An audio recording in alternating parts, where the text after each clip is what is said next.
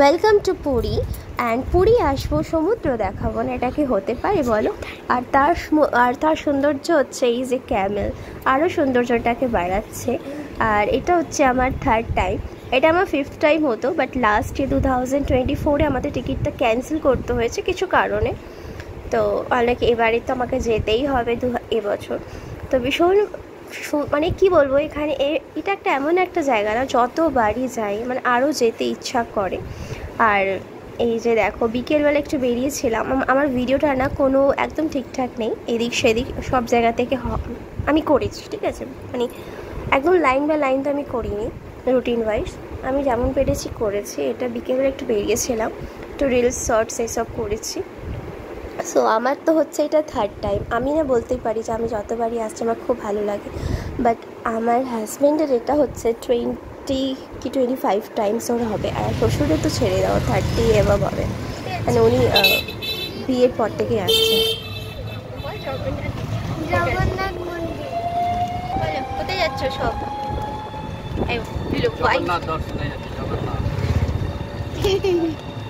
So আমি এটা বলতেই পারি যে যতবার যাচ্ছি এভরি ইয়ারই বলতে পারো যে আমরা যাই, অ্যান্ড এটা যেন হতে থাকে, যেন রিপিটেডলি যতদিন বাঁচি যেন প্রতি বছর যেন আমরা আমাদের জগন্নাথ দেখাটা দর্শনটা যেন হয়, অ্যান্ড আরও সৌন্দর্যটা বেড়ে যাচ্ছে। সো ফাইনালি আমরা চলে এসেছি, সব তোমাদেরকে দেখাচ্ছি মন্দিরটা। ওই যে দেখো কি দারুণ লাগছে। এটা আবার কি যাচ্ছে?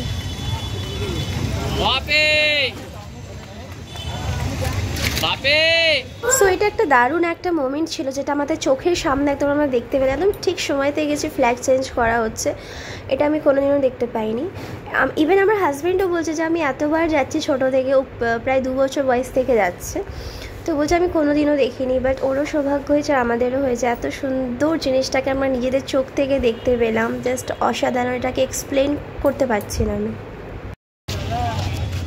তো আমরা এখন দেখছি ফ্ল্যাগ চেঞ্জ করা, দেখাচ্ছি তোমাদের।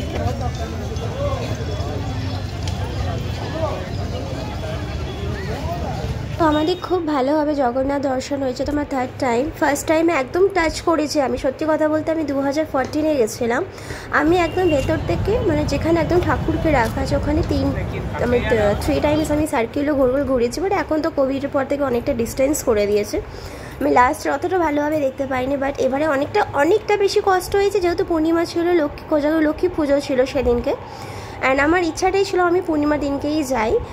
ইচ্ছাটা তো পূর্ণ হলো, কিন্তু তার সাথে অনেক কষ্ট পেয়েছি, কিন্তু ঠাকুরের যেহেতু দর্শন হয়েছে ভালোভাবে, সেই কষ্টটা চলে গেছে। কিন্তু আমার ছেলে এতটা নিতে পারিনি, আমার ছেলে ভীষণ সাফোকেশন হচ্ছিলো, শরীর খারাপ হয়ে গেছিলো, অতটা ভালো আমি এক্সপ্লোর করতে পারিনি, তাই জন্য কিছু আর করার ছিল না। সো আমাদের দর্শন খুব ভালোভাবে হয়েছে, ভালোভাবে মানে ক্যামেরাতে বলছি, আমাদের দর্শন ভালোভাবে তো হয়েছে, যা হয়েছে ঠেলা ঢেলি। আজকে পূর্ণিমা ছিল, তোমাকে চেপে ধরেছে আমার পেছনে, তুমি ছিলে।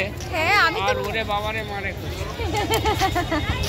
আমি হয়তো ইন ওয়ার্ডস এক্সপ্লেন করতে পারছি না, বাট আমার না চোখে জল চলে এসেছিলো যখন আমি টার্ন হলাম ঠাকুরকে দেখে। আমি জানি না ঠাকুর আবার তোমাকে কবে দেখবো, একটা আলাদা টান আছে। আমি এত জায়গায় গেছি, মথুরা, বৃন্দাবন, রাঁচিতে গেছি, তারপর বেনারসে গেছি, কিন্তু জানি না পুরীটা থার্ড টাইম, কিন্তু সব জায়গায় আমি একবার করেই গেছি, কিন্তু আমি জানি না কেন একটা আলাদা একটা না টাচ, মানে কি বলবো, আর ইমোশন, আমি এত ইমোশনাল হয়ে গেছিলাম, চোখে জল চলে এসেছিলাম মন্দিরে স্টিল দাঁড়িয়ে। আমি জানি না কেন এত মন খারাপ সববার। আমার হাজব্যান্ড বলছে যে জানি না এই একটা জায়গা যে এতটা মন খারাপ কেন হয় জানি না, আমার জানি না তোমাদের সবার সঙ্গেই হয় নাকি আমার সাথেই হয়েছে, কিন্তু আমি শুনেছি সবারই নাকি মন খারাপ হয়ে যায় খুব বেশি পুরী থেকে এসে। তো সেম আমার সঙ্গে সেম জিনিসটাই হয়েছিল, ভীষণ খারাপ লাগছিলো, ভীষণ খারাপ লাগছিলো। ইভেন এখন আমি ভিডিও করছি তো আমি বলতে বলতে আমার গলাটা না কেঁপে উঠছে, মানে আমার এতটাই খারাপ লাগছিলো, ভীষণ টাচড। মানে ঠাকুরটা আলাদা একটা ভাইব আছে, কিছু একটা বলা নেই, আলাদা একটা ভাইব আছে। তোমরা, আমি জানি সবাই যেন তোমরা যেতে পারো। আমরা আমাদের রুমে চলে এসেছি, আর ভীষণ টায়ার্ড, এখন বাজছে প্রায় 9:30 কাছাকাছি বেজে গেছে। তো আমি ভালো মতন ভিডিও আমি করতে পারিনি, যতটুকু করেছি তোমাদের সাথে আমি শেয়ার করব। তো আজকে ভিডিওটা আমি এখানে এন্ড করছি, আর আবার দেখা হবে কালকে একটু শপিং ভিডিও রাখা হবে, তো থাকো সঙ্গে। আর পরশু আমাদের যাওয়ার সময় চলে আসবে। ভিডিওটা এখানে এন্ড করছি, বাই বাই।